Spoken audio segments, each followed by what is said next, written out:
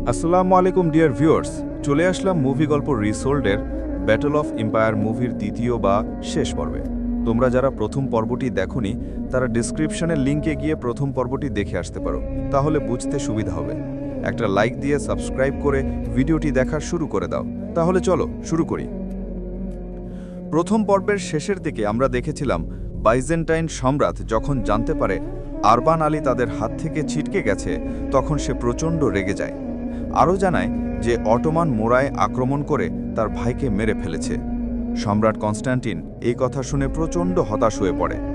সে যখন দেখতে পায় তার কাছে ক্যাথলিক আর পোপের সাহায্য চাওয়া ছাড়া আর কোনো উপায় নেই, তখন সে সেটাই করার সিদ্ধান্ত নেয়। কিন্তু গ্র্যান্ড ডিউক এর বিরোধিতা করে, কারণ ক্যাথলিকদের স্বভাব হল সাহায্য করার পর রাজ্যটা নিজেরাই দখল করে নেয়। কনস্ট্যান্টিনের জনগণও এই খবর পেয়ে আন্দোলন শুরু করে, কারণ তারাও কোনোভাবে কনস্ট্যান্টিনে ক্যাথলিকদেরকে ঢুকতে দিতে চায় না। যখন কনস্ট্যান্টিনে এই গোলমাল চলছিল, তখন ওস্তাদ আরবান ততক্ষণে এডিনে পৌঁছে গেছেন। সুলতান মোহাম্মদ তার সাথে দেখা করে তাকে নিজের রাজ্যে আমন্ত্রণ জানিয়ে তোপ বানানোর কাজ শুরু করতে বলেন।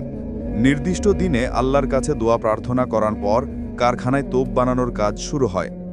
ওস্তাদ আরবানের পাশাপাশি ইরাও ছদ্মবেশে কারখানায় কাজ করতে থাকে। এই কাজ করার জন্য সে নিজের সুন্দর লম্বা চুলগুলো পর্যন্ত কেটে ফেলেছিল। সুলতান মোহাম্মদের কারখানায় যখন যুদ্ধের অস্ত্রশস্ত্র তৈরির কাজ পুরোদমে চলছিল, তখন ইউরোপিয়ানরা ব্যস্ত ছিল সৈন্য জোগাড় করার কাজে।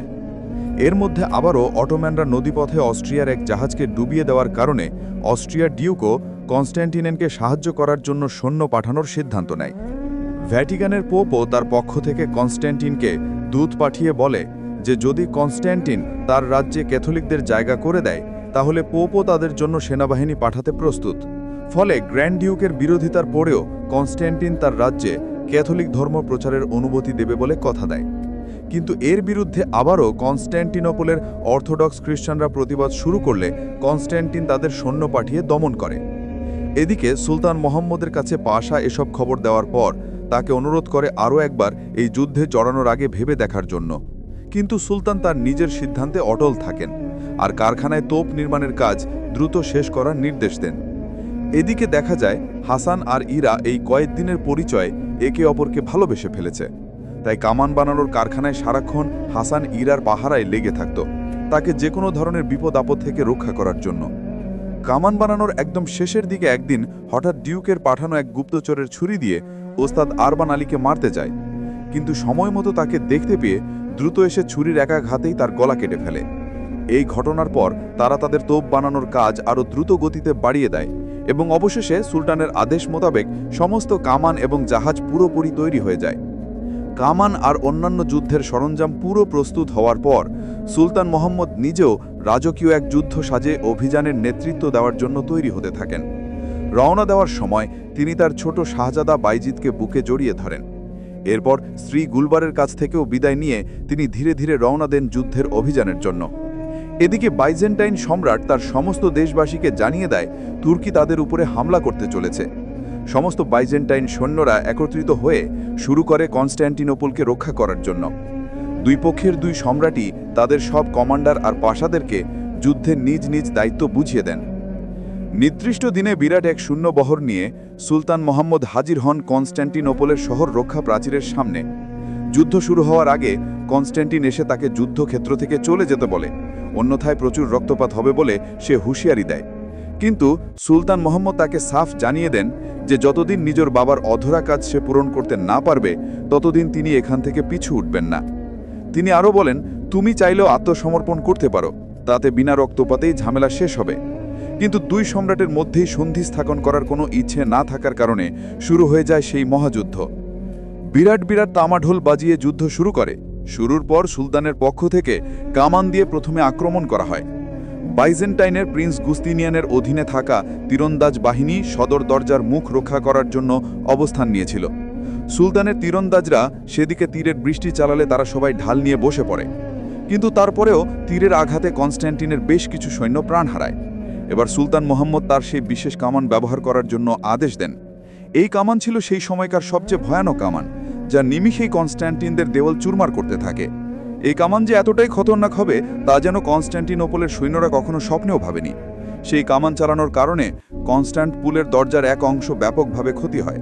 সেটা দেখে সুলতান মোহাম্মদের সৈন্যরা উত্তেজিত হয়ে দ্রুত সেদিকে আর প্রাচীরের সদরজথের দিকে দৌড়ে যায়। কিন্তু এই সুযোগে গুস্তানিয়ানের তীরন্দাজ বাহিনী হঠাৎ সুলতানের সেনাদের উপরে প্রচণ্ড এক তীরের বৃষ্টি নিক্ষেপ করে। এই তীরের আঘাতে সুলতানের প্রচণ্ড সৈন্য আর ঘোড়া সেখানেই মারা যায়। কিন্তু তারপরেও বাকিরা দরজার সামনে গিয়ে বিরাট এক কাঠ দিয়ে সদর দরজা ভাঙার চেষ্টা করে, আর কিছু সৈন্য দেয়াল বেয়ে উপরে ওঠার চেষ্টা করতে থাকে। সেইখানে তাদের সাথে প্রাচীরের প্রহারীদের ব্যাপক যুদ্ধ লেগে যায়। তরোয়ালের আঘাতে তারা একে অপরকে ঘায়েল করতে থাকে, কিন্তু নিচ থেকে উপরে ওঠার সময় তরোয়ালের খোঁচা খেয়ে বেশি হতাহত হয় সুলতানেরই সৈন্যরা। দরজা ভাঙার চেষ্টা যারা করছিল তাদের ওপর এবার কনস্ট্যান্টিনের সৈন্যরা কামান আর গোলার আগুন দিয়ে হামলা করে বসে। এর কারণে সুলতান মোহাম্মদের আরও বেশ কিছু সৈন্য মারা যায়। সেই সুযোগে কনস্ট্যান্টিনের সৈন্যরা তাদের প্রাচীর ভাঙা অংশটাও মেরামত করে ফেলে। সেদিন এভাবেই যুদ্ধ করতে করতে সন্ধ্যা হয়ে গেলে সেদিনকার মতো যুদ্ধ থেমে যায়। রাতে সুলতান তাদের পাশাদের কাছ থেকে জানতে পারে যে তাদের বহু সৈন্য মারা গেলেও তারা বাইজেন্টদের দেওয়ালে তেমন কোনো ক্ষতি করতে পারেনি। এই কথা শোনার পর সুলতান তখন সৈনিকদের দেওয়ালের পাশে সুড়ঙ্গ খুঁড়ে দেওয়ালের ধস নামিয়ে দেওয়ার আদেশ দেন। সেই মোতাবেক সৈন্যরাও সেখানে গিয়ে সুড়ঙ্গ খুঁড়তে থাকে। কিন্তু হঠাৎ সুড়ঙ্গের একদিকে ধস নামতে শুরু করলে তারা সেদিক থেকে পালাতে শুরু করে। তখন বাইজেন্টাইনরাও টের পেয়ে যায় যে অন্য পাশ থেকে সুড়ঙ্গ খরা হচ্ছে। টের পেয়ে তারা বিপরীত দিক থেকে সুড়ঙ্গের মুখে ঢুকতে থাকলে সুলতানের সৈন্যরা বুঝে গিয়ে সেখান থেকে পালিয়ে যায়। গুস্তানিয়ানি সেখানে এসে দেখতে পায় আশেপাশে বিরাট বিরাট তেলের ড্রাম রাখা আছে। ফলে সে ওই ড্রামগুলোতে আগুন লাগিয়ে দিয়ে পুরো সুড়ঙ্গটাকে একদম ধসিয়ে দেয়।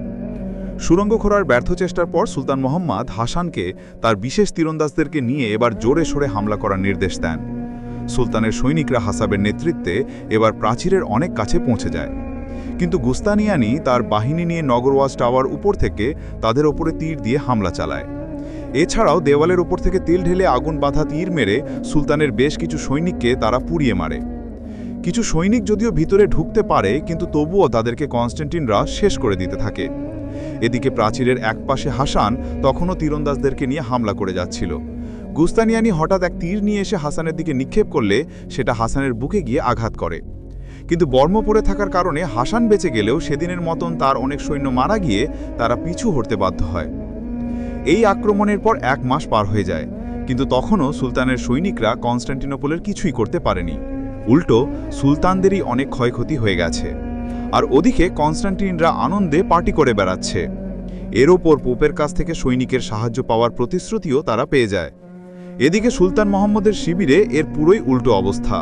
আহত সৈনিকদের আর্তনাদেই আকাশ বাতাস ভারী হয়ে উঠছে। এর ওপরে আরবান আলী নতুন কামান পরীক্ষা করতে গিয়ে আহত হয়ে পড়েছেন। তখন ইরা নিজেই এই শাহিদ জ্বালানোর দায়িত্ব নিজের কাঁধে তুলে নেয়। এদিকে সুলতান মোহাম্মদ যুদ্ধ নিয়ে আবারও এক ভয়ানক স্বপ্ন দেখেন। তারপর তিনি সমস্ত পাশাদের ওপরে প্রচণ্ড রাগ ছাড়েন। সুলতান তাদের ওপর রাগ ছাড়ার পর পাশারাও নিজেদের মধ্যে ঝগড়া শুরু করে দেয়। হালিল পাশা সবাইকে বলতে থাকেন তিনি শুরু থেকেই সুলতানকে এই আক্রমণ শেষ করার কথা বলেছিলেন। এখন কনস্ট্যান্টিনদের সাথে পোপের সৈন্যরা যোগ দিলে তাদের অবস্থা আরও খারাপ হয়ে যাবে।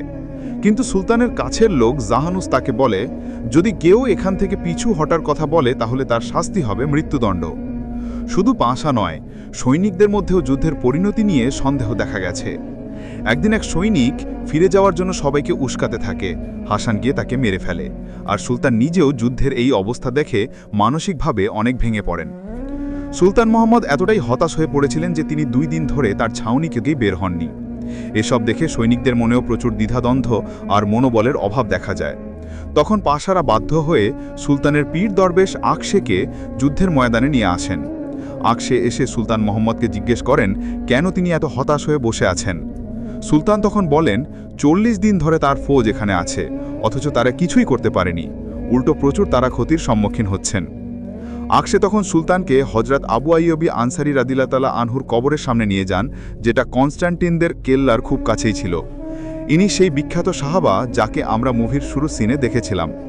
ইনি রাসূল সাল্লাল্লাহু আলাইহি ওয়াসাল্লামের সেই বিখ্যাত ভবিষ্যৎবাণীটি বর্ণনা করেছিলেন। আকশে মোহাম্মদকে জানান কিভাবে হজরত আইয়ুব আনসারী বৃদ্ধ বয়সে নিজের জীবন পরোয়া না করে কনস্ট্যান্টিনোপলকে জয় করতে এসেছিলেন। তিনি শাহাদাত বরণ করা না পর্যন্ত হাল ছাড়েননি এবং তাকে সমাধিও করা হয়েছিল। আকশের এই কথাগুলো শুনে সুলতানের মনে নতুন করে সাহস জাগে আর তিনি আবারও যুদ্ধের জন্য শপথ নেন। এবার সুলতান এমন এক যুদ্ধের ছক কাটেন যা তখনকার কেউই কল্পনাতেও আনতে পারেননি। কনস্ট্যান্টিনোপলের 3 দিকে পানি হওয়ার কারণে নৌপথে তাদের ওপর আক্রমণ করা ছিল অসম্ভব। তার উপরে গোল্ডেন হর্নে তারা বড় বড় শিকল দিয়ে আটকে রেখেছিল, যাতে কোনো জাহাজ কনস্ট্যান্টিনোপলের দিকে অগ্রসর না হতে পারে। এখন যুদ্ধজাহাজকে নিয়ে যাওয়া ছাড়া এই যুদ্ধে জয়লাভ করা একদম অসম্ভব। কিন্তু কিভাবে সুলতান সকল জাহাজকে সেই গোল্ডেন হর্ন পার করে নিয়ে যাবে, সেটাই হলো বড় প্রশ্ন। এই সমস্যার সমাধানের জন্য সুলতান এমন এক প্ল্যান করে যা রীতিমতো অবিশ্বাস্য। তিনি বলেন, আমরা যেহেতু জলপথ দিয়ে জাহাজ নিয়ে যেতে পারছি না, তাহলে স্থলপথ দিয়েই এই জাহাজগুলোকে গোল্ডেন হর্নের অন্য পাশে নিয়ে যাব। মানে সুলতান প্ল্যান করেছেন যে জাহাজগুলোকে নদী থেকে তুলে প্রথমে কাঠের বড় বড় তক্তার উপরে তুলবেন, তারপর সেগুলোকে তেল লাগিয়ে এক রাতের মধ্যে সেগুলোকে টেনে অন্যত তুলে নিয়ে যাবেন।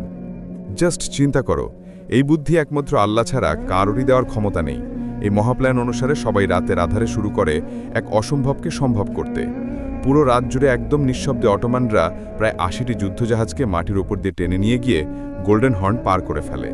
আর সকালে যখন সেগুলো সমুদ্রে ভাসে, তখন এই দৃশ্য দেখে কনস্ট্যান্টিনরা নিজে চোখকে যেন বিশ্বাস করতে পারে না। এই একমাত্র যুদ্ধের কৌশল পুরো ইতিহাসকেই যেন উলটপালট করে দেয়। কনস্ট্যান্টিনের লোকজনেরা এই জাহাজবহর দেখে তারা পালিয়ে যাওয়া শুরু করে। সবকিছু সেট হয়ে গেলে সুলতান তার সেনাবাহিনীকে উদ্দেশ্য করে এক দারুণ মোটিভেশনাল স্পিচ দেন। তার এই ভাষণ শুনে সৈনিকরা নতুন উদ্যমে যুদ্ধ করার জন্য তৈরি হয়। এরপর সুলতান তার বিরাট সৈন্যবাহিনী নিয়ে ফাইনাল যুদ্ধের ময়দানে উপস্থিত হন এবং নিজেই ইমামতি করে সবাইকে নিয়ে সেদিন নামাজ আদায় করেন। নামাজ শেষ হলে সব সৈনিকরা আল্লাহু আকবার বলে ঝাঁপিয়ে পড়ে দুনিয়ার সবচেয়ে সৌভাগ্যবান যুদ্ধে নিজেকে বিলিয়ে দেওয়ার জন্য। এবার স্থলভাগ ও যুদ্ধজাহাজ থেকে একযুগে কামানের আঘাতে তাদের দুর্গ ধারশের ঘরের মতো ভেঙে যেতে শুরু করে। সেই সুযোগে সুলতানের সৈনিকরা সেখানে ঢুকে পড়লে কনস্ট্যান্টিনদের সাথে তাদের এক মারাত্মক যুদ্ধ শুরু হয়ে যায়। বাদশাহের নতুন সাহস দেওয়ার পর তুর্কি সৈনিকদের মনে এখন সিংহের মতো সাহস, তাই তারা কনস্ট্যান্টিনদের সৈন্যদের উপরে প্রচণ্ড গতিতে আক্রমণ করে তাদেরকে ধরাশয়ী করতে থাকে। এই যুদ্ধে সুলতানের পক্ষে সৈনিকরাও নিহত হতে থাকে, কিন্তু এবার কনস্ট্যান্টিনদেরই বেশি ক্ষয়ক্ষতি হতে থাকে। সম্রাটের কাছের লোকজনেরা তাদের বিপদ বুঝতে পেরে কনস্ট্যান্টিনকে দ্রুত নিরাপদ জায়গায় সরিয়ে নেয়। প্রিন্স গুস্তানিয়ানিও নিজের বাহিনী নিয়ে সুলতানের সৈনিকদের প্রতিরোধ করার চেষ্টা করছিল। একদিকে সিপাহী সালা হাসান একাই অনেক কনস্ট্যান্টিন সৈন্যদেরকেই জাহান্নামে পাঠিয়ে দেয়, কিন্তু এক আহত সৈনিককে দেখতে গেলে গুস্তানিয়ানি এবার লড়াই শুরু হয়ে যায়। হাসানের সেই লড়াই ছিল প্রচণ্ড ভয়াবহ এবং দৃষ্টিনন্দন। কখনো গুস্তানিয়ানি বা কখনো হাসান নিজের সকল কলাকৌশল দিয়ে একে অপরকে টেক্কা দিতে থাকে। এভাবে এক পর্যায়ে আলী হাসান গুস্তানিয়ানিকে হত্যা করতে সক্ষম হলে শেষ হয় দুই সেনাপতির এক চরম যুদ্ধ। এরপর হাসান ভিতর থেকে বেরিয়ে অটোমানদের পতাকা হাতে নিয়ে কেল্লার উপরে উঠে যায় বিজয় নিশানি উড়ানোর জন্য। কিন্তু ঠিক সেই সময় হুট করে কনস্ট্যান্টিনের পরীরা তার উপরে তীরের হামলা চালালে হাসানের বুকে ফোরে ওফর হয়ে যায়। কিন্তু তবুও তিনি থেমে না থেকে অটোমানদের পতাকা উগিয়ে দেন, আর কিছুক্ষণ পরে তিনি সেখানে শাহাদাত বরণ করেন। নিচে থেকে এই দৃশ্য দেখে ইরা চোখ দিয়ে পানি ঝরতে থাকে, কিন্তু তবুও তার গর্ভে থাকা হাসানের অনাগত সন্তানের কথা ভেবে সে ধৈর্য ধারণ করতে থাকে। এদিকে মোহাম্মদের সৈনিকদের তীব্র আক্রমণে বাইজেন্টাইন সম্রাট পরাজয় প্রায় নিশ্চিত হয়ে যায়। তখন গ্র্যান্ডিউক সম্রাট কনস্ট্যান্টিনকে শহর ছেড়ে যাওয়ার জন্য পরামর্শ দেয়, কিন্তু কনস্ট্যান্টিন কাপুরুষ না, তাই সে যুদ্ধ চালিয়ে যাওয়ার সিদ্ধান্ত নেয়। কিন্তু এই বীরের কাছে কি তার যুদ্ধ আদৌ টিকতে পারবে? তাই তো শেষ পর্যন্ত সুলতানের তীব্র আক্রমণে কনস্ট্যান্টিনোপলের পতন হয় আর জয় হয় মুসলমানদের। ওসমান সাম্রাজ্যে এভাবেই হাজার বছর আগে করা হযরত মুহাম্মদ সাল্লাল্লাহু আলাইহি ওয়াসাল্লামের ভবিষ্যৎবাণীকে সত্য প্রমাণ করে নিজেকে সবচেয়ে সৌভাগ্যবান হিসেবে প্রতিষ্ঠিত করেন সুলতান মোহাম্মদ ফাতে। এই মহাযুদ্ধ শেষে সুলতান সবাইকে গ্রেফতার করেন, তবে তিনি অত্যন্ত দয়ালু হওয়ার কারণে তাদের হত্যা না করেই ছেড়ে দেন। তারপর সুলতান মোহাম্মদ শহরের ভিতর গিয়ে দেখতে পান কনস্ট্যান্টিনোপলের লোকজনেরা ভয়ে গুটিসুটি মেরে দাঁড়িয়ে আছে। তারা কেউই জানে না যে সুলতান এখন তাদের সাথে কি করবেন, কিন্তু মহান সুলতান তাদেরকে নিশ্চিন্ত থাকতে বলেন আর ঘোষণা দেন আজ থেকে তাদের সবার দায়িত্ব সুলতানের। এছাড়াও সুলতান সব ধর্মের মানুষদেরই নিজ নিজ ধর্ম স্বাধীনভাবে পালন করতে দেওয়ার কথা দেন। সুলতানের এই মহানুভবতা দেখে সবাই নিশ্চিন্ত হয় আর তাকে নতুন সম্রাট হিসেবে মেনে নেয়। আর এরই মধ্যে দিয়ে শেষ হয় এক বীরের অসীম সাহসের অধ্যায়। তো এখানেই শেষ হলো আমাদের আজকের ভিডিও। আশা করি ভিডিওটি তোমাদের ভালো লেগেছে। যদি তোমরা এরকম কোরিয়ান, হলিউড, বলিউড বিভিন্ন ধরনের মুভি দেখতে পছন্দ করো, তাহলে একটা কমেন্ট দিয়ে, লাইক দিয়ে সাবস্ক্রাইব করতে পারো যদি তোমরা সাবস্ক্রাইব করে না থাকো। আবার